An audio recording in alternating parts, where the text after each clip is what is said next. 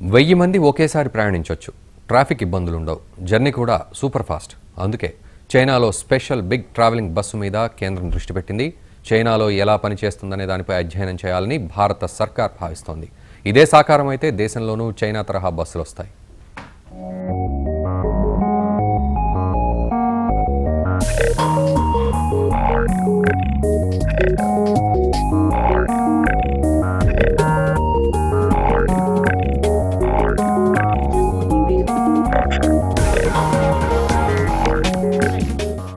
China తరహాలో దేశీయ రోడ్లపై ట్రాన్సిట్ ఎలివేటెడ్ బస్సు టీఈబీ వినియోగ అవకాశాలపై వారంలోగా సవివరమైన నివేదిక సమర్పించాలని కేంద్ర ఉపరితల రహదారుల మంత్రిత్వ శాఖ అధికారులను ప్రధాని నరేంద్ర మోడీ ఆదేశించారు.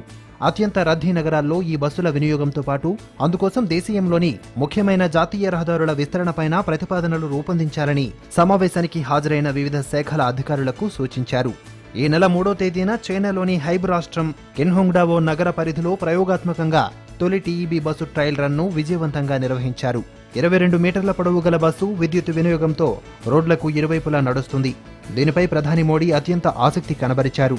ఒక్కో బస్సులో 300 నుంచి 1200 మంది ప్రయాణించేందుకు వెసులుబాటు ఉంది.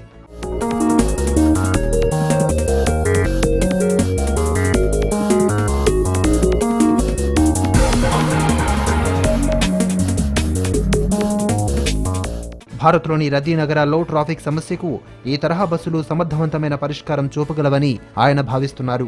దీనివల్ల వాయు కాలుష్యం కూడా ఉండదు. అయితే దేశంలోని రహదారులపై ఈ తరహా బస్సుల వినియోగం సాధ్యమేనా అన్న అభిప్రాయం ఉంది. బ్రెజిల్, ఇండోనేషియాలు ఈ తరహా బస్సు వ్యవస్థపై ఆసక్తి చూపిస్తున్నాయి.